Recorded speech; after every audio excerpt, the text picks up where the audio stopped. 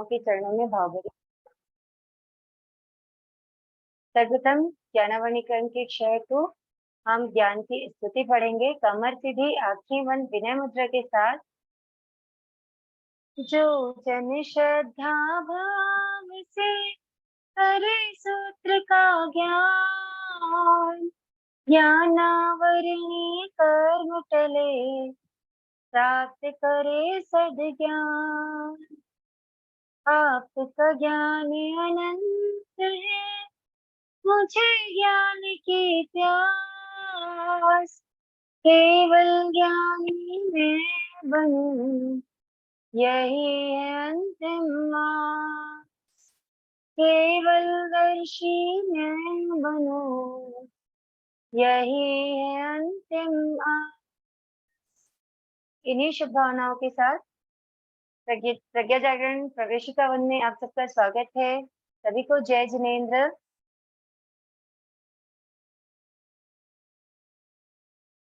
प्रज्ञा जागरण प्रवेशिका वन का सिलेबस हमारा 75% कंप्लीट हो चुका है। 10वें कालिक सूत्र के 3 अध्ययन हम कंप्लीट कर चुके हैं और 5 समिति 3 गुप्ती का थोकड़ा चल रहा है।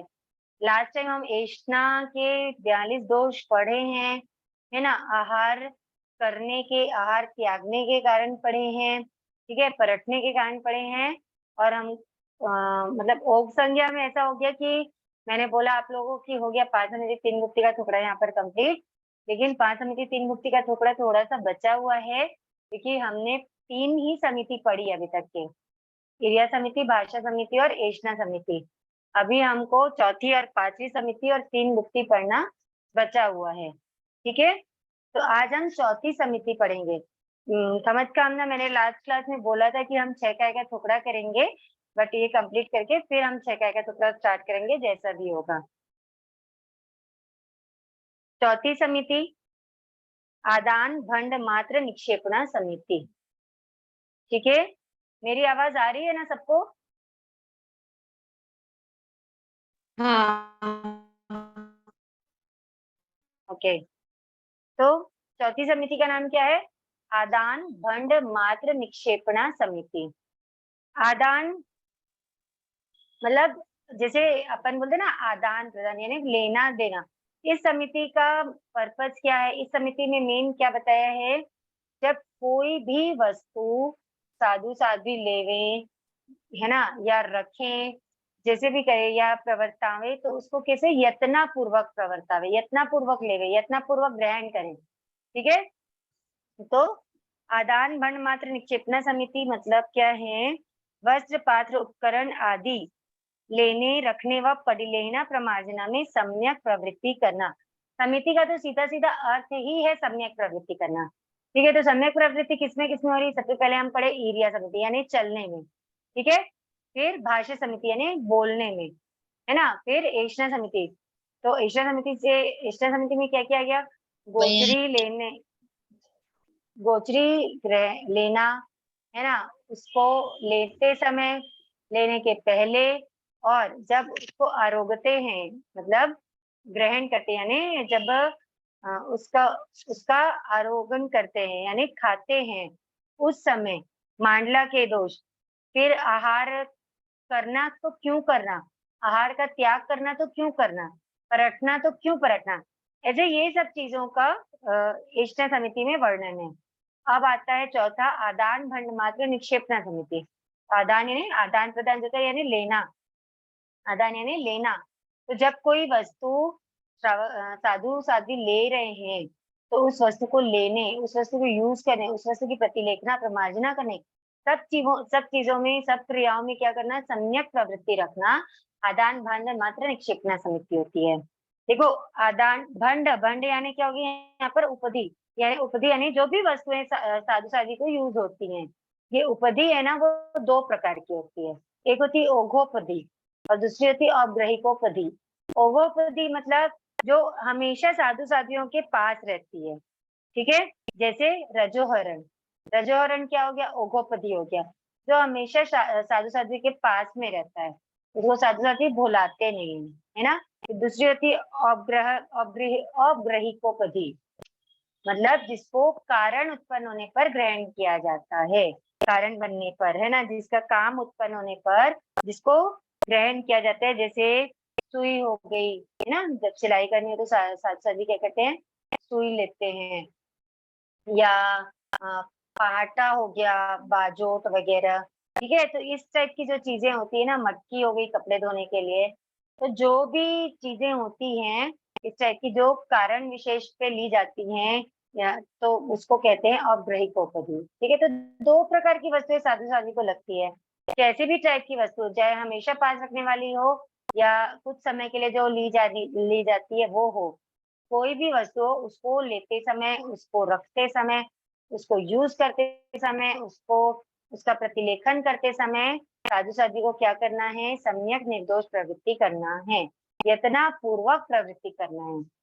जब सावधानी पूर्वक यत्ना पूर्वक प्रवृत्ति करेंगे तो दोष नहीं लगेगा और वो निर्दोष प्रवृत्ति हो जाएगी। ठीक है, तो इसके भी चार भेद हैं। द्रव्य क्षेत्र काल भाव।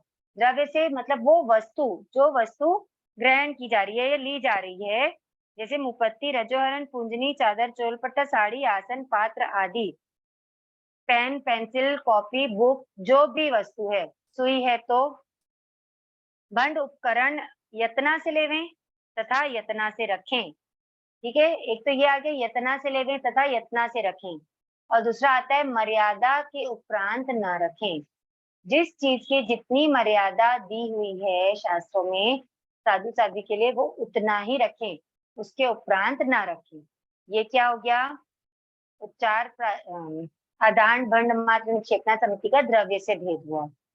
ठीक है, अगर आपको बोले द्रव्य से आदान भंड मात्र निक्षेपणा समिति को समझाइए, तो आपको 2 पॉइंट याद रखने हैं कि जो भी वस्तु है ना, वस्त्र, पात्र, रजोहरण, है ना, भंड उपकरण, जो भी वस्तु है, पात्र, पाटला, उसको साधु साध्वी पहला क्या रहेगा, यत्ना से लेवे, वह यत्ना से रखें, और दूसरा मर्यादा उपरांत ना रखें। ठीक है, तो ये दो भेद आएंगे।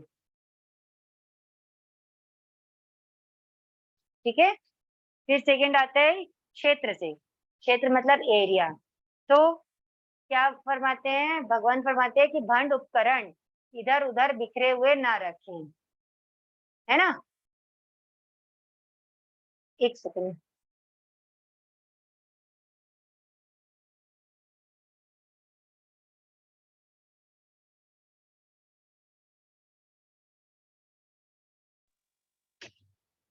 भंड उपकरण आदि इधर उधर बिखरे हुए ना रखें। क्षेत्र मतलब एरिया, तो कहाँ पे रखना है उनको, जहां पे भी वो रखना है तो उसको क्या रखेंगे, तरीके से रखेंगे, अच्छे से रखेंगे, इधर उधर बिखेर के नहीं रखेंगे।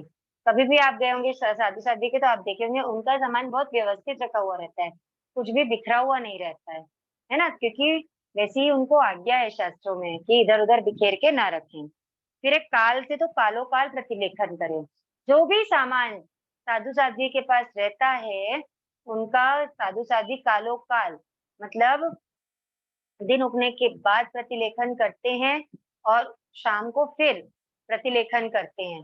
कालो काल क्यों बोला है, दो टाइम क्यों बोला है, क्योंकि सुबह तो प्रतिलेखन किया है, देखा है ना, कि सब जैसे रात भर में जो भी सामान है उसमें कोई जीव तो नहीं आ गया, चींटी है, मच्छर है, कोई भी जीव छोटा मोटा आ जाता है, छोटे छोटे कॉकरोच होते हैं। तो वो दिन में देखा मतलब सुबह देखा उन्होंने सूर्योदय के पश्चात, फिर शाम को वापस सूर्यास्त के पहले एक बार प्रतिलेखन करते हैं, चौथे प्रहर में। क्यों करते हैं, क्योंकि रात में तो लाइट होती नहीं है कि उनको कुछ दिखे, अगर किसी वस्तु की आवश्यकता पड़ गई तो यूज करने में क्या रहे, दिक्कत ना रहे, इसलिए कालो काल प्रतिलेखन करें। फिर भाव से राग द्वेष उत्पन्न करने वाली बहुमूल्य वस्तुएं अपने पास नहीं रखें।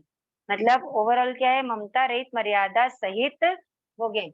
यानी साधु साधियों को जो सामान रखना है उसको मर्यादा के अंदर रखते हुए भी वो कैसी रखेंगे, सादगी से रखेंगे। मतलब ऐसी को बहुत अट्रैक्टिव, जिसको देख के दूसरों को लगे कि ये वस्तु मेरे पास क्यों नहीं है। तो इस टाइप की राग द्वेष उत्पन्न करने वाली वस्तुएं क्या करें, ना रखें अपने पास, और जो भी वस्तु रखे वो क्या रखें, मर्यादा सहित रखें, ममता रहित रखें। जिस वस्तु पे आसक्ति आए, जिस वस्तु पे ममता मूर्छा के भाव उत्पन्न हो वैसी वस्तु वो साधु अपने पास ना रखे। ठीक है, चौथी समिति हो गई आदान भंड मात्र निक्षेपणा समिति।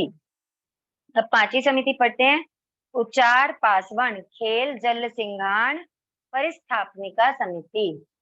उच्चार पासवन खेल जल सिंघाण परिस्थापनिका, परिस्थापनिका यानी होता है परखना। तो इस समिति में परखने के बारे में हम पढ़ेंगे कि जो भी वस्तुएं परखने की होती हैं उनको कैसे परखना, कब परखना, कहाँ परखना, ये सब का वर्णन किसमें दिया हुआ है, पांचवी समिति में दिया हुआ है। ठीक है, उच्चार आदि परखने की वस्तुओं को स्थंडिल के 10 दोष टालकर, देखो कौन सी किसको परखना, तो उच्चार आदि परखने की वस्तुओं को परखना। कैसे परखना, तो स्थंडिल के 10 दोष टालकर निर्दोष विधि से परखना, है ना। वो होता है उच्चार पासवन खेल जल सिंघाण परिस्थापनिका समिति।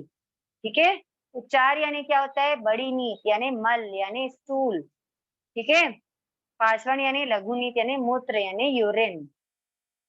खेल यानी मुंह से निकलने वाला बलगम यानी कफ। सिंघाण यानी नाक से निकलने वाला श्लेष्म नोजी जिसको बोलते हैं। जल यानी शरीर का मैल, है ना। तो उच्चार पासवन खेल जल सिंघाण, ठीक है, इस परिस्थापनिका यानी परखना। ठीक है, तो इनको परखने का पूरा वर्णन इसमें है, किसको परखना, कब परखना, कैसे परखना, कहाँ परखना। ठीक है, तो द्रव्य से यानी द्रव्य यानी वस्तु, कौन सी वस्तु जिसको परखा जा रहा है, तो कौन सी वस्तु है, मल यानी स्टूल, मूत्र यानी यूरिन, कफ श्लेष्म यानी नोजी मैल, तो पता है आपको। आहार, आहार भी हम पढ़े ना, आहार परखने के 12 कारण, है ना। तो फिर आहार, उपधि यानी सामान, जो सामान साधु साधियों के पास रहता है, अगर वो जैसे पात्रा है, पात्रा अगर फूट जाए तो, है ना, या कभी कभी होता है कि कोई कोई डायरी होती है या कॉपी होती पुरानी हो जाती है, फिर साधु साधी दूसरी बना लेते हैं, तो पुरानी को वो क्या करते हैं, अगर किसी के यूज के लायक नहीं रहती तो पलट देते हैं, किसी को भुला देते हैं। तो इस तरीके से जो चीजें होती है परखने की, कपड़े जब बहुत गल गए हैं, कुछ हो गए, तो वो परखना है। ठीक है, उपधि और शरीर, शरीर यानी जब कोई साधु का देवलोक गमन हो जाता है तो उनके शरीर को परखना। ठीक है, क्योंकि साधु साध्वी क्या करते हैं, उस शरीर के प्रति उनकी कोई आसक्ति नहीं रहती, कोई ममत्व नहीं रहता है।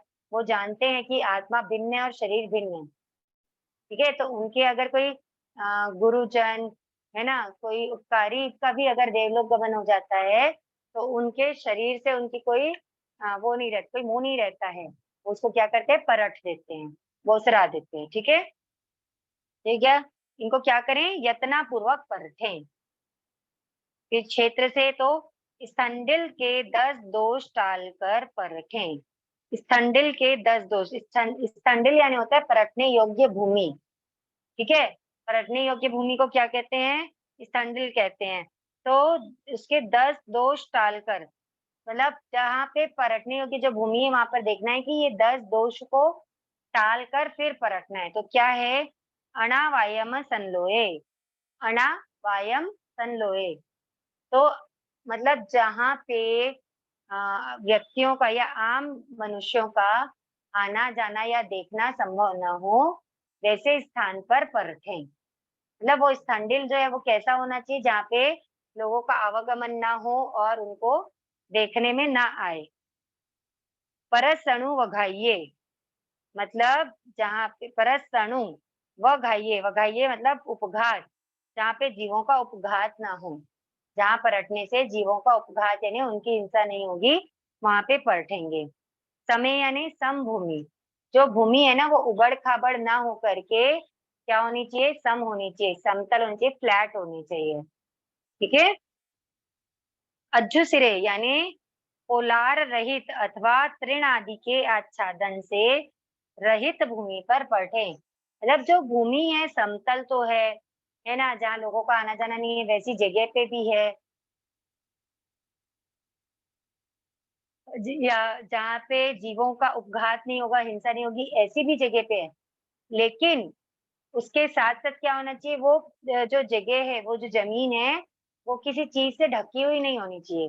कभी कभी पत्तों से ढकी रह जाती है, घास फूस से ढकी रह जाती है, जैसे किसी चीज से ढकी हुई नहीं होनी चाहिए। फिर अचिर काल कयम्मी, यानी थोड़े काल की अचित की हुई भूमि पर, मतलब जो भूमि है उसको अचित हुए थोड़ा समय हो गया है, तुरंत की अचित नहीं हुई है भूमि। एक तो तुरंत जैसे जमीन कभी खोदी हुई रहती तो वो क्या रहती है, सचित रहती है ना, या जैसे कहीं पे अगर पानी गिरा हुआ है या बारिश हुई हुई है तो थोड़ा समय हो जाने के बाद वो भूमि क्या होगी, अचित होगी। तो थोड़े काल की अचित हुई भूमि पर पठे। वित्थिन्ने, वित्थिन्ने देखो, वी के बाद थ पे भी प्रेशर देना और न पे भी ना। वित्थिन्ने यानी जगन्य एक हाथ चौरस भूमि पर पठे, मतलब वो भूमि का एरिया कितना होना चाहिए, उसका क्षेत्रफल कितना होना चाहिए, तो जगन्य एक हाथ चौरस, यानी एक हाथ लंबी एक हाथ चौड़ी होनी चाहिए भूमि। दूर मोगाढ़े, यानी कहाँ से कितने ऊपर से पलटना है, तो नीचे 4 अंगुल अचित भूमि पर पलटे, यानी जो भूमि जहाँ पे पलटा जा रहा है वो भूमि जो अपने को फ्लैट सरफेस दिख रहा है ना, जो समतल जगह दिख रही है, उसके नीचे 4 अंगुल क्या होना चाहिए, वो अचित होनी चाहिए। ऐसा नहीं कि ऊपर से अचित दिख रही है और नीचे भूमि सचित है, तो नहीं, 4 अंगुल तक के क्या होनी चाहिए, वो अचित होनी चाहिए। नासन्ने, नासन्ने यानी ग्राम नगर उद्यान आदि के अत्यंत निकट न पलटे, जहाँ पे ग्राम नगर उद्यान वगैरह हो उसके बहुत ज्यादा पास नहीं पटेंगे, क्योंकि वो तो सीधी बात है, अगर बहुत ज्यादा पास पटेंगे तो वहां पे लोगों का आवागमन रहेगा, वहां पे लोगों को दिख जाएगा, तो क्या सबसे पहला पॉइंट है ना कि जहाँ पे लोगों का आवागमन ना हो, जहाँ से दिखता ना हो, वैसी भूमि पर पटे, तो वो ग्राम नगर उद्यान के बहुत पास तो हो ही नहीं सकती है। बिल वज्जिए, चूहे के बिल आदि रहित भूमि पर पलटे। तस पान बिय रहिए, रस पानी तथा प्राणी तथा बीज आदि से रहित भूमि पर उपयोग सहित पलटे। रस प्राणी मतलब चींटी हो गई, है ना, चींटियां हो गई, या छोटे छोटे दूसरे भी जीव हो जाते हैं जो अलग अलग तरह के, या मकड़ी है या कॉकरोच है, जो भी है, तो वैसे जीवों से रहित भूमि पर पलटे, ऐसी जगह पे ना पलटे जहां पर ये जीव हों या इन जीवों का आवागमन हो। तो उपयुक्त 10 दोष डालकर उपयोग पूर्वक पलटें। ठीक है, मतलब जहां भी पलटने जाएंगे वहां पे ये 10 बातों का ध्यान रखना पड़ेगा। इन 10 दोषों को टालकर पलटेंगे। काल से सायं काल पलटने योग्य भूमि की प्रतिलेखना करें। शाम को जो पलटने योग्य भूमि है उसकी क्या करेंगे, प्रतिलेखना करेंगे। क्यों, क्योंकि देखो जैसे अब उच्चार, पासवन, जैसे लघु नीत है या बड़ी नीत है या कोई भी चीज है या कफ है ना, तो ये सब क्या है, शाम को भी तो होगा ना, सूर्यास्त के बाद भी होगा, शंका तो होगी ना, तो उसको परखना पड़ेगा। तो इसलिए सूर्यास्त होने से पहले या अंधेरा होने के पहले क्या करें, उस भूमि की प्रतिलेखना कर लें कि हाँ यहाँ पर ये भूमि है और ये इस खंडिल के 10 दोष यहाँ पे क्या हो रहे हैं, टल रहे हैं, तो यहाँ पे परखना की जा सकती है ना, तो इस प्रकार से भूमि की प्रतिलेखना कर लें। और भाव से क्या होगा, जब परखने जाते रहेंगे तो परखने जाते समय अवश्य ही अवश्य ही 3 बार कहेंगे। ठीक है, जब परखने जाते रहेंगे, जब यहाँ से जैसे परखने के लिए जा रहे हैं, है ना, तो जब भवन से निकलेंगे ना, तो भवन से निकलते समय क्या बोलेंगे, अवश्य ही अवश्य ही अवश्य ही। फिर जब परखने जाएंगे, परखने वाली जगह पे पहुंचेंगे, तो परखते समय, जिस समय परखेंगे उस समय क्या करेंगे, शकेंद्र महाराज की आज्ञा लेंगे। ठीक है, और 4 अंगुल ऊपर से यत्ना पूर्वक पढ़ेंगे, मतलब जैसे ये भूमि है तो 4 अंगुल ऊपर से पढ़ेंगे। ठीक है, एकदम ऐसे सटा के नहीं पढ़ेंगे भूमि से, और बहुत ऊपर से भी नहीं पढ़ेंगे, 4 अंगुल ऊपर से पढ़ेंगे, यत्ना पूर्वक पढ़ेंगे। परट कर क्या करेंगे, वोसरे वोसरे वोसरे 3 बार कहेंगे, है ना, और फिर परट के जब वापस स्थानक में या भवन में पधारेंगे तो निस्से ही निस्से ही निस्से ही कहेंगे। ठीक है, और आने के बाद इरियावय्यम का कौशक करेंगे। इरियावय्या का, इरियावय्या क्या होता है? इरियावय्या कौन सा पाठ होता है? इच्छा कारणम, इच्छा आलोचना कारणम। आलोचना का पाठ, इच्छा कारणम का पाठ। बहुत अच्छे, ठीक है ना। क्यों? अच्छा, वहां पे आलोचना का पाठ क्यों करते हैं? क्योंकि जब आने परखने जाते, हाँ बोलिए। आने जाने में जीवों की विराधना हुई हो इसलिए। यस, हाँ, बहुत अच्छे है ना। तो इसलिए आने के बाद इच्छा कारणम का ध्यान करते का अवसर करते हैं, ठीक है। तो भाव से में क्या बातें हैं?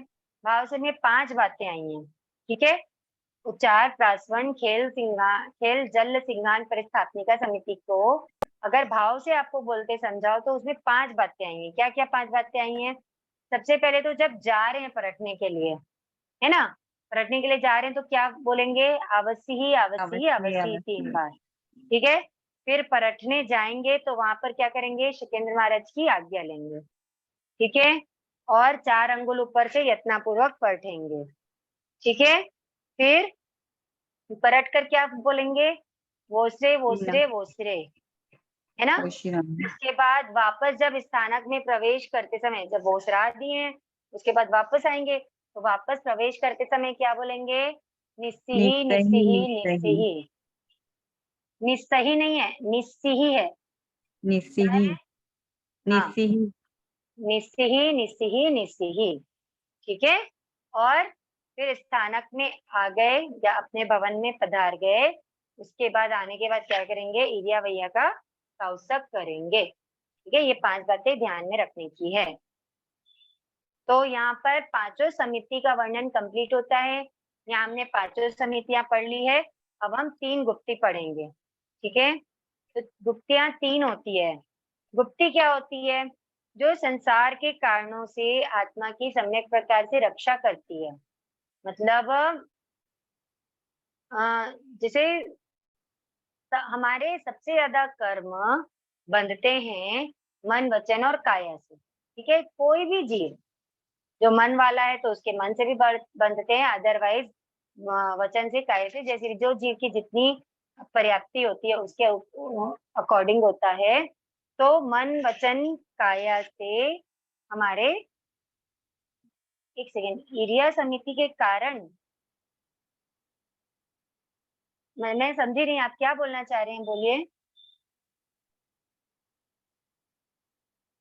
या एक बार हम इसको कंप्लीट करते हैं, फिर लास्ट में क्वेश्चन आंसर का सेशन करेंगे ना, तब आप पूछ लीजिएगा, है ना। ध्यान में रखिएगा, ये कंप्लीट कर लेते हैं, ठीक है। तो जो कर्म बनते हैं मन योगों के कारण बंधते हैं, है ना। जब करण और योग का क्या बोलना चाहिए, संबंध होता है या एक साथ होते हैं तो कर्म बंधते हैं। तो जो मन, वचन, काया के कारण जो कर्म बनते हैं, तो कैसे वो मन, वचन, काया के कारणों से आत्मा की रक्षा की जाए, है ना। कैसे मन, वचन, काया की प्रवृत्ति की जाए कि उससे कर्म बंध ना हो, ठीक है। इस चीज को पढ़ेंगे हम गुप्ती में, ठीक है। तो गुप्ती का मतलब क्या क्या होता है? मन, वचन, काया की अशुभ प्रवृत्ति को रोकना। जब मन, वचन, काया की अशुभ प्रवृत्ति को रोक दिया जाएगा तो कर्म बंद नहीं होंगे, ठीक है। तो एक मतलब ये हो गया, एक अर्थ हो गया मन, वचन, काया की निर्दोष प्रवृत्ति करना, अशुभ प्रवृत्ति को रोकना या निर्दोष प्रवृत्ति करना, है ना। फिर थर्ड आता है कर्म रूपी कचरे को रोकने का नाम गुप्ती है। मतलब जैसे मन, वचन, काया की प्रवृत्ति ऐसे करना जिससे कर्म रूपी कचरे की आवक ना हो, है ना, कर्म बंद ना हो, तो उसको कहते हैं गुप्ती। तो गुप्ती कितनी होती है? गुप्ती 3 होती है, मनोगुप्ती, वचन गुप्ती और काय गुप्ती, ठीक है। 3 गुप्ती होती है, मनोगुप्ती, वचन गुप्ती और काय गुप्ती। मनोगुप्ती सबसे पहले हम पढ़ेंगे मनोगुप्ती के बारे में। मनोगुप्ती क्या होगी? देखो, गुप्ती मतलब अशुभ प्रवृत्ति को रोकना और निर्दोष प्रवृत्ति करना है। तो मनोगुप्ती का मतलब क्या हो गया? मन की अशुभ प्रवृत्ति को रोकना, ठीक है, या मन की स्वस्थ निर्दोष प्रवृत्ति करना मनोगुप्ती हो गया। रेखा जी, आप अपना फोन म्यूट रखेंगे, बहुत डिस्टरबेंस आ रहा है। मैं म्यूट करती हूँ, आप अनम्यूट मत कीजिए, ठीक है, क्योंकि बहुत बैकग्राउंड साउंड आ रहा है। तो मन की अशुभ प्रवृत्ति को रोकना या मन की निर्दोष प्रवृत्ति करना क्या हो गया, मनोगुप्ती हुआ। तो मनो देखो फिर आगे क्या लिखा हुआ है, मनोयोग 4 प्रकार का है। अच्छा, मनोयोग, अभी अपन मन गुप्ती पढ़ रहे हैं, है ना। मनोयोग, मनोयोग यानी क्या होता है, किसी को पता है मनोयोग क्या है? जी, मन से करना कराना और मन मन में के 4 योग है, सत्य मनोयोग, असत्य करना मनोयोग। मन की प्रवृत्ति को मनोयोग कहते हैं। मन मन से जो बिल्कुल, प्रवृत्ति हो। हाँ, एकदम परफेक्ट आंसर है कि मन की प्रवृत्ति करना मनोयोग है। मतलब मन को यूज करना, किसी भी चीज में मन को यूज करना, मन की प्रवृत्ति करना क्या है, मनोयोग है ना। हम 25 बोल की क्लास में भी पढ़े हैं। म्यूट रखेंगे अपना अपना फोन प्लीज, रेखा जी आपका फोन म्यूट रखिए, है ना। तो मन की प्रवृत्ति करना क्या है, मनोयोग है। ओके,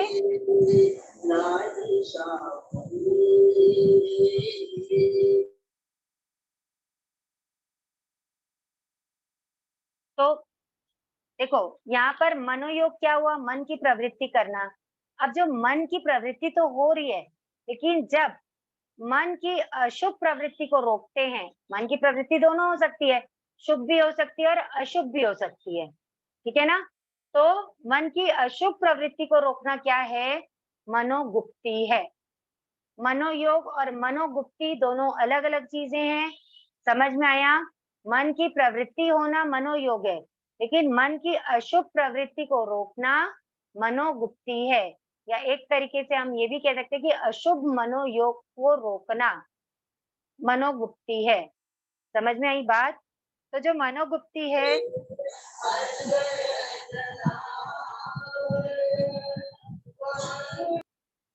रेखा जी आप मेरी आवाज सुन रहे हैं? प्लीज आप अपना फोन अनम्यूट नहीं करेंगे, आपके बैकग्राउंड से बहुत साउंड आ रहा है, सबको डिस्टर्ब होगा। तो प्लीज ध्यान रखेंगे कि आप अपना फोन अनम्यूट नहीं करेंगे, ठीक है। तो मनोयोग, मनोयोग 4 प्रकार का है। हम पढ़े हैं 25 बोल में ना, सत्य मनोयोग, मृषा मनोयोग, सत्यामृषा और असत्यामृषा, ठीक है। ये सबको पता है, इसे समझाने की नीड तो नहीं लगती मुझे। तो अब देखो गुप्ती, गुप्ती में हम 3 क्या बोलना चाहिए, स्टेप्स पढ़ेंगे, ठीक है। 3 चरण है गुप्ती के, समरंभ, समारंभ और आरंभ, ठीक है। मतलब अशुभ प्रवृत्ति कैसे होती है समझो आप। तो मनोगुप्ती पढ़ रहे हैं हम अभी, है ना। जैसे मनोगुप्ती होती है ना, वैसी वचन गुप्ती भी होती है।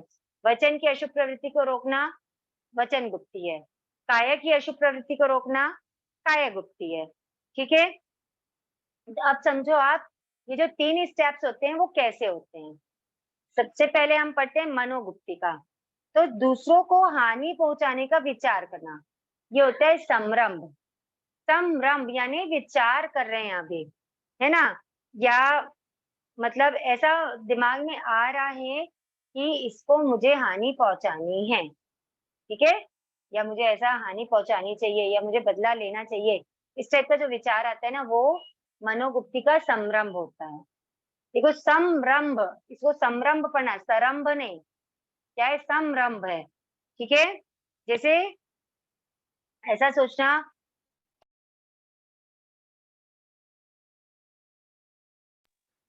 मर जाए, मतलब दूसरों को हानि पहुंचाने का क्या करना, विचार करना या ध्यान करना, ठीक है। फिर है समारंभ, समारंभ यानी सम आरंभ, यानी पूरा पूरा हानि पहुंचाने के जैसा ही, समान ही, उसके समान ही काम करना, या मनोगुप्ती तो उसके समान ही विचार करना। तो क्या करना, दूसरों को हानि पहुंचाने के लिए मन से प्रवृत्त होना या प्रवृत्ति करना। मतलब देखो, एक तो विचार करना कि मेरे को इसको हानि पहुंचानी है, हो गया समरंभ। अब मन से उसमें प्रवृत्ति करना, यानी ऐसा ध्यान लगाना कि जिससे सामने वाले को क्या हो,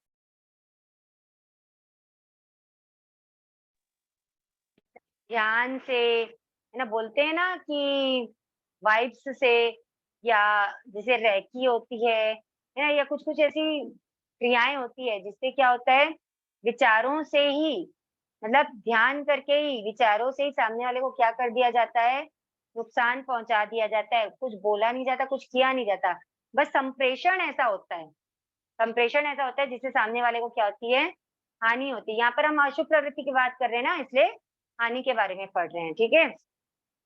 तो वैसा कुछ क्या करना, दूसरों को हानि पहुंचाने के लिए मन से प्रवृत्ति करना, वैसा मन को यूज करना जिससे क्या होगा, दूसरों को हानि पहुंचे। और फिर आता है आरंभ। आरंभ यानी काम कंप्लीट करना, यानी हिंसा करना, यानी दूसरों को मन के तीव्र अशुभ भावों से हानि पहुंचाना। जब मन के तीव्र अशुभ भावों से हानि पहुंचाई जाती है ना दूसरों को, तो उसको कहते हैं आरंभ, मनोगुप्ति का आरंभ, ठीक है।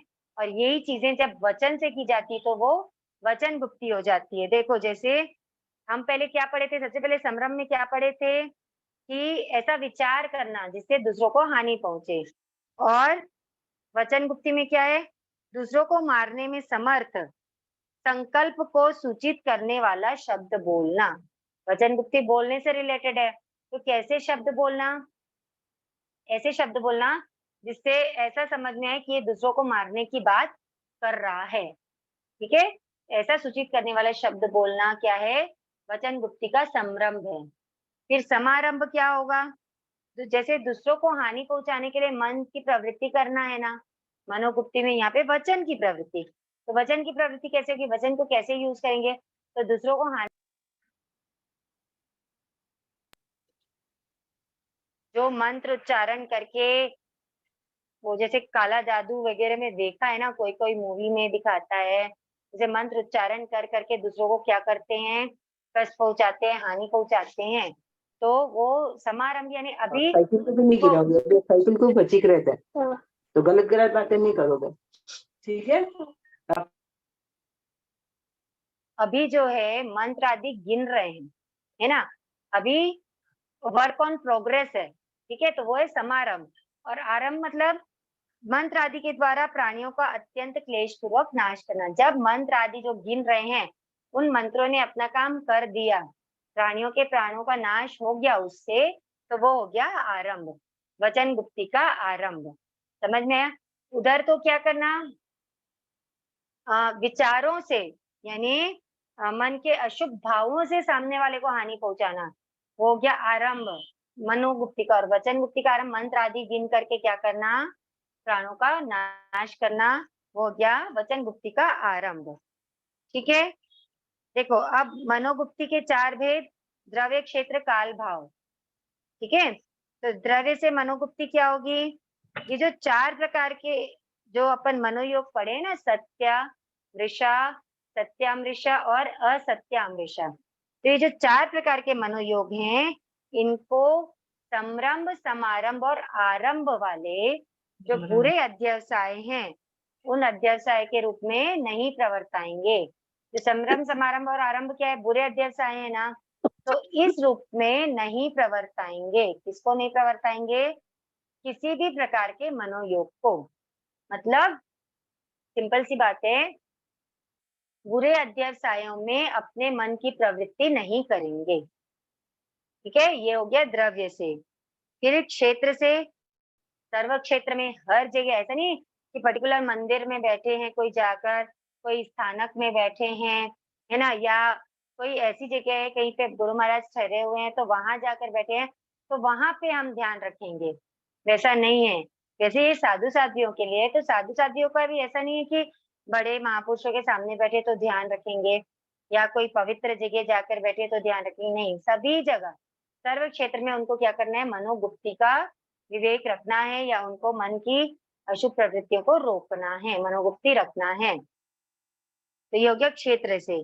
फिर काल से जीवन पर्यंत, मतलब अंतिम सांस तक मनोगुप्ती रखनी है, भाव से उपयोग सहित। यानी मतलब ऐसा नहीं है कि डर्राशाही में चल रहा है, उनको उपयोग सहित रखना है कि नहीं, मुझे क्या करना है, मन को कंट्रोल करना है, मुझे मन को कर्म बंध में प्रवृत्त नहीं करना है। ऐसे बिल्कुल उपयोग पूर्वक यानी फुल कॉन्शियस होकर के, है ना।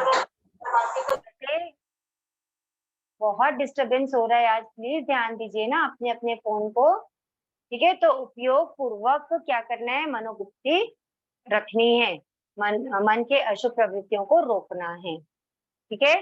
ये हो गया मनोगुप्ती। अब वचन गुप्ती के हम संभ्रम समारंभ आरंभ कर चुके हैं। तो वचन द्रव्य से क्या होगा, वचन गुप्ती। 4 प्रकार के वचन योग को, जैसे वहां पे 4 प्रकार के मनोयोग को पढ़े थे, यहाँ पे 4 प्रकार के वचन योग को संभ्रम समारंभ और आरंभ में नहीं प्रवर्तावे। क्या ध्यान रखना है, ये जो 4 प्रकार के वचन योग है उनको, उनका संभ्रम समारंभ और आरंभ ना हो, वो संभ्रम समारंभ और आरंभ में उनको नहीं प्रवर्ताएंगे, ठीक है। फिर क्षेत्र से सर्व क्षेत्र में, काल से जीवन पर्यंत, ठीक है, और भाव से उपयोग सहित, एज इट इज, जैसे हमने मनोगुप्ती में पढ़ा वैसे ही वचन गुप्ती में। अब काया गुप्ती, तो अशुभ प्रवृत्ति को रोकना गुप्ती है, चाहे मनोगुप्ती तो मन की अशुभ प्रवृत्ति, वचन गुप्ती तो वचन की अशुभ प्रवृत्ति, और काय गुप्ती तो काय की अशुभ प्रवृत्ति को रोकना काय गुप्ती है, ठीक है ना। तो काय की अशुभ प्रवृत्ति को कैसे रोकेंगे, काय से जो भी क्रिया करते हैं, चलना फिरना, खड़े होना, बैठना, सोना, झुकना, है ना, जो भी क्रिया होगी काया की, तो उस क्रिया में, या जैसे ऊर्ध्व भूमिका, गड्ढे आदि के उल्लंघने में और इंद्रियों के शब्द आदि विषयों में प्रवृत्त हुआ साधु काय गुप्ती करे। जो भी कुछ भी साधु करे तो मन गुप्ती वचन गुप्ती का जैसे ध्यान रखते हैं वैसे ही काय गुप्ती का भी ध्यान रखेंगे। चाहे क्या बोलना चाहिए, परटने को जाएं, है ना, या परटने को यानी बड़ी नींद के लिए, जैसे परटना तो अलग हो जाता है, और जंगल की ओर जाते हैं ना साधु साध्वी सुबह, तो चाहे वहां जाएं, चाहे जब कहीं जाते रहते हैं तो गड्ढा आदि पड़ जाता है रास्ते में, तो उसका उल्लंघन करते हैं, मतलब उसको डाकते हैं। तो जो भी चीज काया की जो भी प्रवृत्ति है उसको उस प्रवृत्ति को करने में क्या करें, साधु साध्वी काय गुप्ती करें, यानी विषयों में, मतलब क्या होता है, इंद्रियों के विषयों में, यानी जैसे कहीं किसी जगह से जा रहे हैं, कुछ ऐसा दिखने में आ गया जिसको देख रहे हैं, या कोई शब्द कानों में सुनाई पड़ गए, या किसी चीज की गंध आ गई, तो इंद्रियों के विषयों में प्रवृत्त हुआ साधु क्या करे, काय गुप्ती करे। मतलब इंद्रियों के विषयों में प्रवृत्त नहीं होना है, साधु को क्या करना है, काय गुप्ती करना है, ठीक है। तो देखो संभ्रम समारंभ आरंभ इसमें भी है, इसमें क्या आएगा, इसमें आपको इजीली समझ में आएगा। जैसे किसी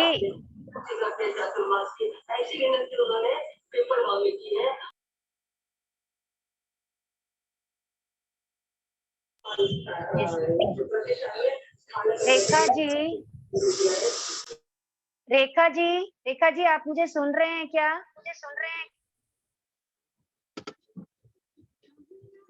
देखिए क्या होता है, संभ्रम यानी तैयार होना, किस चीज के लिए तैयार होना, तो यष्टि मुष्टि से, यष्टि मुष्टि यानी मुट्ठी से, या कोई क्या बोलना चाहिए,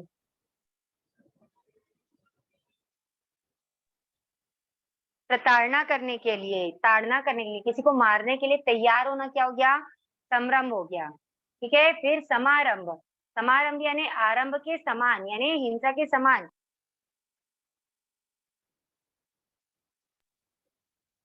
उनको मारना स्टार्ट कर देना, यानी लात वगैरह से प्रहार करना, है ना, उनको मारना स्टार्ट कर देना क्या होता है, वो होता है समारंभ। और आरंभ यानी क्या होता है, जीव रहित करने की क्रिया करना, फाइनली किसी को भी प्राण रहित कर देना या वध करके उसको क्या करना, जीवन उसका समाप्त कर देना, वो होता है आरंभ, ठीक है। चाहे वो एकेंद्रीय जीव हो चाहे वो पंचेंद्रीय जीव हो। तो काया की प्रवृत्ति कैसी करना, तो काया की ऐसी प्रवृत्ति नहीं करना जिसमें क्या हो, संभ्रम समारंभ और आरंभ हो, काया को संभ्रम समारंभ और आरंभ के योग में नहीं प्रवर्तावे, ठीक है। फिर क्षेत्र से तो सर्व क्षेत्र में, काल से, जीवन पर्यंत और भाव से उपयोग सहित। ठीक है, तो यहाँ पर 5 समिति 3 गुप्ती का चैप्टर यहाँ पर कंप्लीट होता है ना।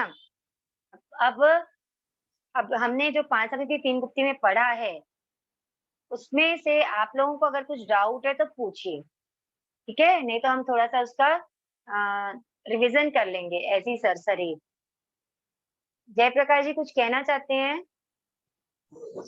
हाँ, हमको हाँ जी बोलिए।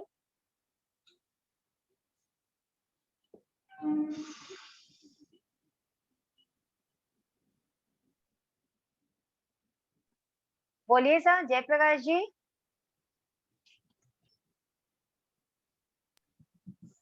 आपकी आवाज नहीं आ रही है, बोलिए। हेलो। हाँ सर बोलिए।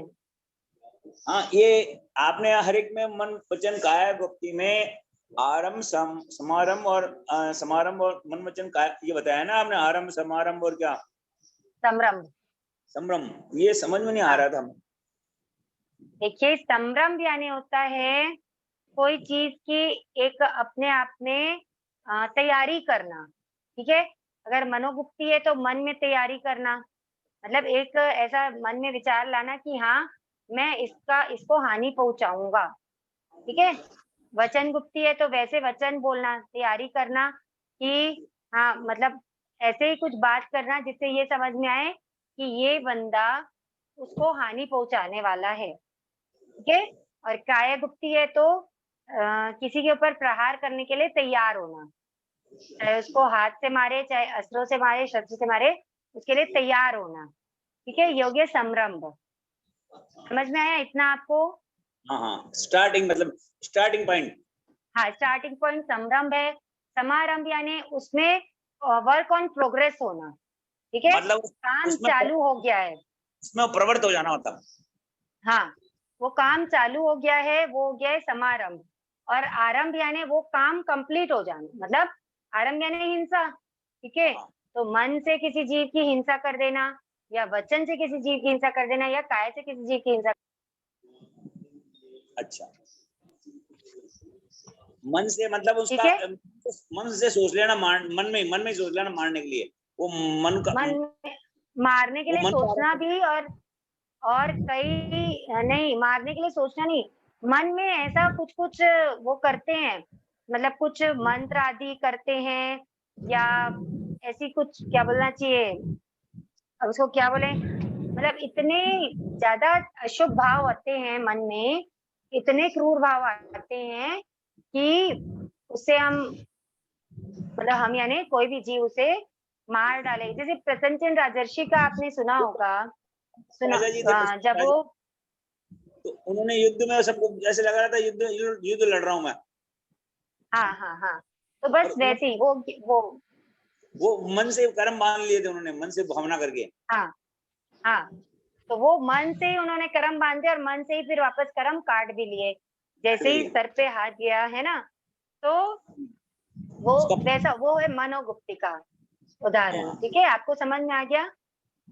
फिर वचन गुप्ती तो बोल के करना, जैसे वो होता है ना, हाँ मतलब कुछ कुछ ऐसे काला जादू वगैरह करते तो बोल के कई मंत्र वंत्र ऐसे उच्चारण करते हैं जिससे बिना किसी को छुए, बिना कुछ हुए भी वो क्या होता है, जीव क्या होता है, मर जाता है ना। तो वैसे जैसे किसी को मारा नहीं लेकिन अपन कहते ना मार दूंगा तेरे को मैं, वो वाला मारा तो नहीं लेकिन हाँ मार दूंगा तेरे को मैं, ये संरंभ हो गया आपका।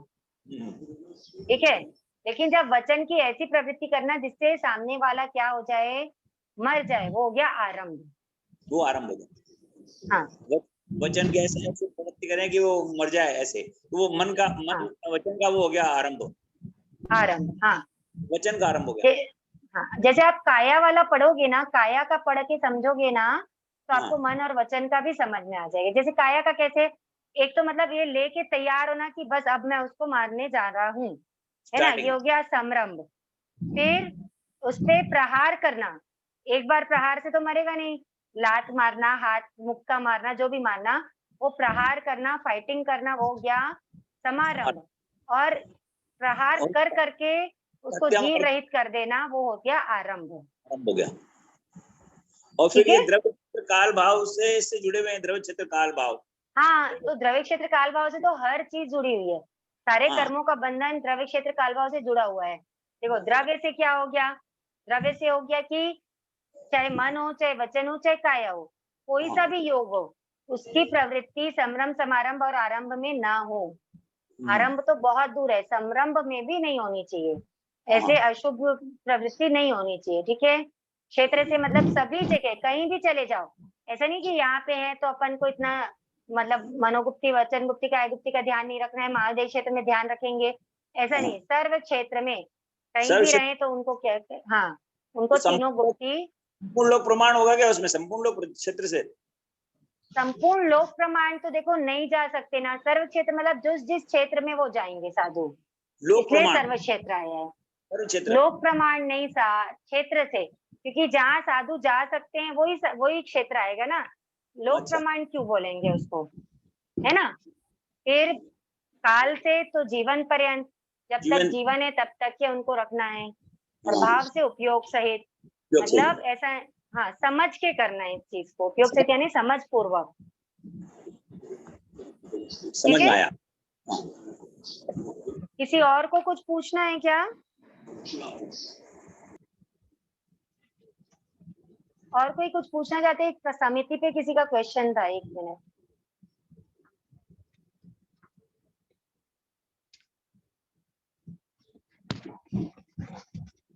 इनको एग्जाम्पल से एक्सप्लेन करें, शायद अब समझ आ गया होगा।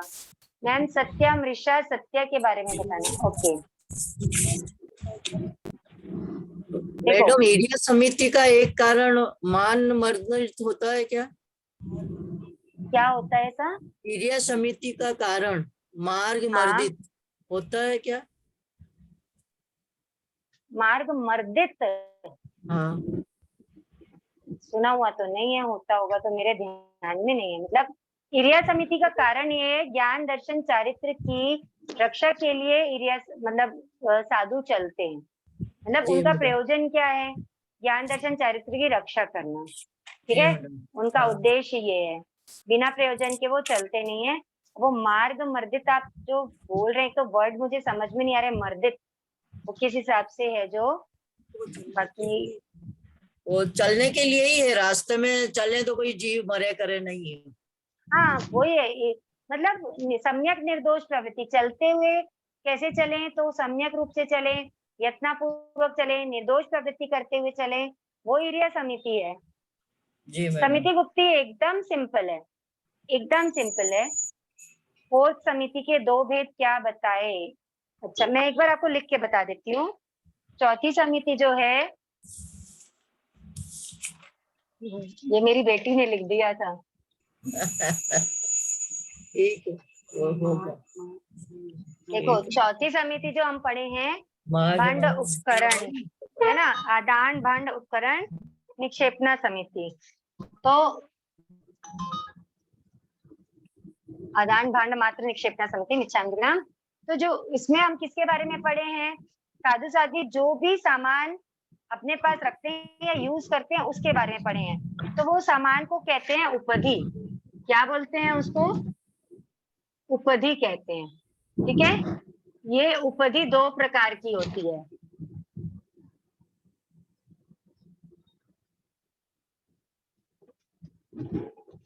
ओघोपधि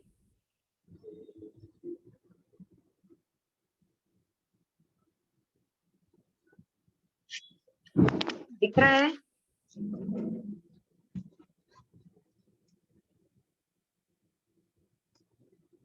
दिखाई दे रहा है ना? ओघोपधि और औपग्रहिकोपधि। ठीक है? ओघोपधि मतलब हमेशा पास रखी जाने वाली वस्तुएं। ठीक है? एग्जाम्पल क्या है इसका? रजोहरण, जैसे जो दिन रात कहीं भी आए जाए साधु साध्वी, तो जो हमेशा उनके पास रहती है वो उपधि कौन सी हो गई? ओघोपधि। और औपग्रहिकोपधि मतलब कारण उत्पन्न होने पर ग्रहण की जाने वाली। जैसे देखो, इसका एग्जाम्पल हो गया, जैसे पाठ हो गया, है ना, पेन हो गए, कभी कभी जैसे जैसे क्या बोलना चाहिए, मटका हो गया, कपड़े धोने के लिए मटकी, है ना, जो भी जो लेते हैं, साधु साधी लाते हैं, यूज करते हैं और वापस क्या बोलना चाहिए, गृहस्थ को भुला देते हैं, वो होती है औपग्रहिकोपधि। ठीक है। अब देखो, ऐसा होता है ना कई बार चातुर्मास काल में या सेके काल में भी, जहाँ पे मारसा और बहुत टाइम के लिए ठहरते हैं, तो वहां पे क्लासेस लेनी होती है, तो मारसा देखते हैं किसी के घर पे व्हाइट बोर्ड मिल जाएगा क्या, या ब्लैक बोर्ड मिल जाएगा क्या, चौक मिल जाएगी क्या, मार्कर पेन मिल जाएगा क्या, है ना, तो वो कुछ समय के लिए लेते हैं और वापस क्या करते हैं, बुला देते हैं, तो वो क्या हो जाती है, औपग्रहिकोपधि हो जाती है।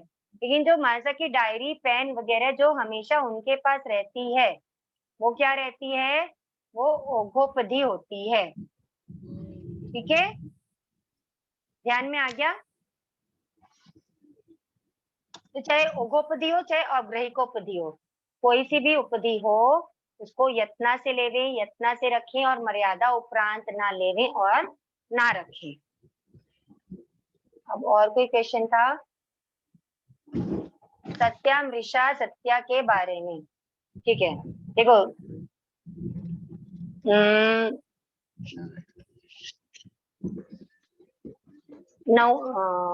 8वें बोले 25 बोल, एक सेकेंड, सॉरी, देखिए 25 बोल तो सबका किया हुआ होगा ना लगभग। 8वें बोले क्या है? योग 12, उपयोग 12, 9वें बोले उपयोग 12, 8वें बोले योग 15, योग 15, योग 15, ठीक ठीक। 8वें बोले योग 15। 8वें बोले योग 15। कंफर्म कर लो पहले आप लोग, फिर मैं आगे बढ़ती हूँ जब तक बोर्ड का काम हो 8वें बोले जाएगा। योग 15 है, कंफर्म। कंफर्म है ना? ठीक है, हाँ, 8वें बोले योग 15। कौन कौन से योग हैं? सत्यमन योग, सत्यमन योग, मिश्रमन योग, व्यवहार मन। 4 मन के, 4 वचन के, 7 काया के। बहुत अच्छे। कभी भी आपको पूछे योग 15 कौन से हैं, तो आपको बताना है 4 मन के, 4 वचन के और 7 काया के। ठीक है, मेरी 25 बोल की क्लासेस जिसने अटेंड की हैं उनको तो अच्छे से समझ आया होगा, जिन्होंने नहीं की है वो अभी थोड़ा शॉर्ट में समझ लीजिए, नहीं तो 25 बोल की क्लास में आपको डिटेल में मिल जाएगा। तो 4 मन के, 4 वचन के, 7 काया के। सबसे पहले तो ये समझो योग क्या होता है। योग क्या होता है? योग यानी होता है प्रवृत्ति, यानी यूज करना। तो यहाँ पे अपन किसको यूज करते हैं? मन को, वचन को और काया को। मन वचन तो काया की मन, वचन और प्रवृत्ति। मन, वचन और काया की प्रवृत्ति को योग कहते हैं। ठीक है ना? तो मतलब ये एक रटा रटाया अपना बचपन से सुना हुआ है, मन, वचन, काया की प्रवृत्ति को योग कहते हैं। पर क्या हम समझ रहे कि मन, वचन, काया की प्रवृत्ति यानी क्या है? मतलब उसको यूज करना। हम मन को जितना भी यूज कर रहे हैं, हम वचन को जितना भी यूज कर रहे हैं, हम काया को जितना भी यूज कर रहे हैं, वो है योग, मनोयोग। जैसे अभी वचन योग हो रहा है ना, काया योग भी हो रहा है साथ साथ में। तो मन, वचन, काया की प्रवृत्ति हो गई योग। ठीक है, अब योग 15 जो है वो 3 भागों में विभाजित है, मन के, वचन के और काया के। तो मन के कितने हैं? 4। कौन कौन से मन के 4? सत्य मनोयोग, असत्य मनोयोग, मतलब असत्य यानी मृषा। ठीक है, जो यहाँ पर लिखा है ना, सत्य मृषा, सत्यामृषा और असत्यामृषा। ठीक है, कभी मतलब जिसको पहले मिश्र और व्यवहार भी बोलते हैं। जब हम 25 बोल में क्या पढ़ते हैं? सत्य मनयोग, असत्य मनयोग, मिश्र मनयोग और व्यवहार मनयोग बोलते हैं ना। सत्य भाषा, असत्य भाषा, मिश्र भाषा और व्यवहार भाषा। तो जो सत्यामृषा और असत्यामृषा है वो वही है, मिश्र और व्यवहार। मतलब देखो, सत्य यानी तो क्लियर है, जो सच है। ठीक है, यथावत, जो बात जैसी है उसको वैसा ही सोचना, इस सत्य मनोयोग। जो बात जैसी है उसको वैसा ही बोलना इज सत्य वचन योग। ठीक है। असत्य, जो बात जैसी है उसके विपरीत सोचना, असत्य मनोयोग। जो बात जैसी है उसके विपरीत बोलना, वो असत्य वचन योग। ठीक है, ये दो समझ में आया। जैसे ये मार्कर पेन है तो इसको मार्कर पेन बोलना क्या हो गया, सत्य मनोयोग। ये मार्कर पेन है, ये व्हाइट बोर्ड मार्कर है, इसको व्हाइट बोर्ड मार्कर समझना क्या हो गया, सत्य मनोयोग। लेकिन ये क्या है, व्हाइट बोर्ड मार्कर है, और इसको स्केच पेन बोलना, ये स्केच पेन समझना क्या हो गया, असत्य मनोयोग या असत्य वचन योग। ठीक है। फिर मिश्र यानी सत्यामृषा, मतलब सत्य भी नहीं है जो अच्छे से, और जो झूठ भी नहीं है। ठीक है, नहीं जो सत्य और झूठ का मिक्स है ना, वो मिश्र, थर्ड वाला जो मिक्सचर है वो मिक्स हो गया सत्यामृषा, जहाँ पे सत्य और झूठ दोनों क्या है, मिक्स है। दो अर्थ वाला होता है ना, कभी एक जैसा लगता सत्य भी है और दूसरी तरफ वो असत्य भी लगता है। वो हो गया मिश्र मनोयोग। मतलब जैसे मिश्र मनोयोग का एग्जाम्पल मैं आपको बताती हूँ।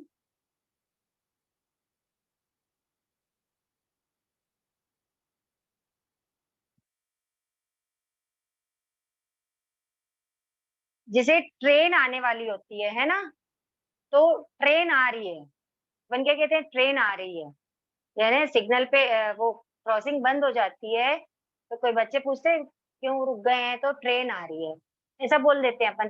ट्रेन अभी आई नहीं है, ठीक है, आने वाली होती है, लेकिन ऐसा बोल देना कि ट्रेन आ रही है, समझ रहे हो, ये मिश्र भाषा होगी। मतलब ये झूठ भी नहीं है, ये झूठ है क्या, झूठ तो नहीं है, ट्रेन तो आ रही है, दूर है लेकिन आ जरूर रही है, और ये सच भी नहीं है क्योंकि अभी आई नहीं है ना। तो इस टाइप की जब स्थिति होती है ना, तो उसको मिश्र में लेते हैं, मिश्र भाषा या मिश्र मनोयोग। ठीक है, इस टाइप का सोचना। और फिर फोर्थ आता है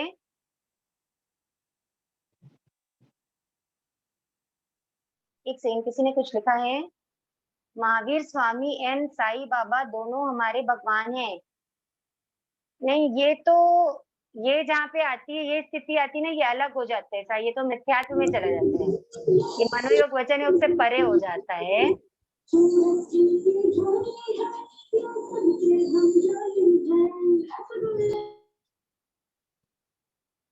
तो और व्यवहार, फोर्थ आता है व्यवहार, यानी असत्य आमृषा, मतलब जो असत्य भी नहीं है और जो सत्य भी नहीं है, ऐसी भाषा। जैसे व्यवहार में जो चीज बोल दी जाती है ना, जैसे व्यवहार में बोल देते हैं, जैसे आपने बताया था कि आटा पिसवाना है।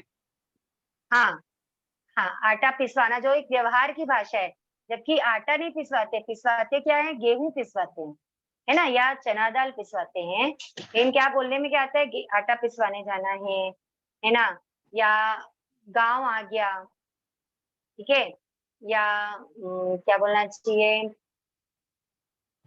जो मतलब ऐसी समझो व्यवहार में जो बोली जाती है एकदम, नल आ गए, ये नल आ गया, नल नहीं आता है, पानी आता है ना। तो इस टाइप की जो चीजें होती है ना, वो होती है असत्यामृषा। मतलब इसमें झूठ बोलने का कोई पर्पस नहीं रहता है, ठीक है, और ऐसा भी नहीं है कि हम सच बोल रहे हैं, लेकिन बात सही रहती है। लाइक बात झूठ बोलने के पर्पस से नहीं बोली जाती है, झूठ नहीं रहती है, और बात सही भी नहीं रहती है, लेकिन समझ में आ जाती है कि क्या हो रहा है, क्या बोल रहे हैं, ठीक है ना। तो वो होता है असत्य आमृषा, मतलब जो फोर्थ वाला है, और सत्यामृषा मतलब जो मिश्र वाला, वो थर्ड वाला, जहाँ पे मिक्स भाषा रहती है, सत्य भी रहती है और झूठ भी रहती है।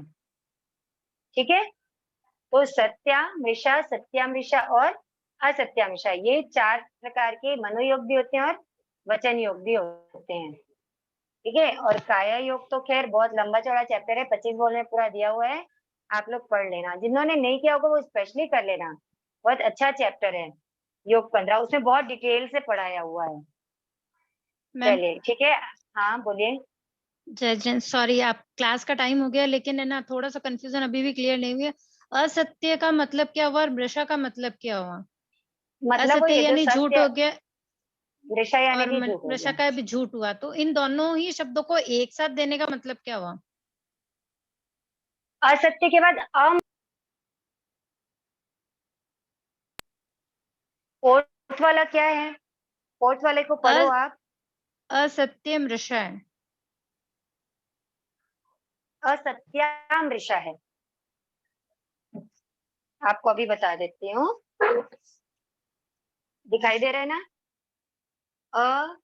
असत्यामृषा, जब हम इसका संधि विच्छेद करेंगे ना तो ये क्या हो जाएगा? असत्य प्लस अमृषा। ये यहाँ पर जी आकर ये आ की मात्रा बनी। जी जी, थैंक यू। ठीक है, हाँ सर, धन्यवाद। चलिए आज जय हिंद। आज के लिए इतना ही। जिन आज्ञा विरुद्ध कुछ कहने में आया हो तो मिच्छामि दुक्कड़म। सभी आंखें बंद, कमर सीधी, विनय मुद्रा के साथ अहोभाव से गुरुजनों के प्रति कृतज्ञता व्यक्त करेंगे। अनंत अनंत उपकार है गुरुजनों का, जो हमें ज्ञानार्जन का ये सुअवसर प्रदान किया है। कमर सीधी, आंखें बंद, विनय मुद्रा के साथ। अहो गुरुवर कृपा करी, दीन ज्ञान की दान, भव भव में ना भूलेंगे आपका उपकार, ओ गुरु सा आपका उपकार। अविनय जो हो गया उसको माफ करो, मेरे सारे कर्म कलुष को आप ही साफ करो, ओ गुरु सा आप ही साफ करो। ऐसा क्या होता है? शासनपति श्रमण भगवान महावीर स्वामी की जय। संयम सुमेरु आचार्य ग्रवर एक राष्ट्रीय विजयराजी महाराज साहब की जय। समस्त संयमशील चारित्रात्माओं की जय। जैन धर्म की जय। जय जिनेन्द्र साह, मिच्छामि दुक्कड़म, मत्स्यामिना। बहुत बहुत धन्यवाद इतना अच्छा समझाने के लिए। जय जिनेन्द्र।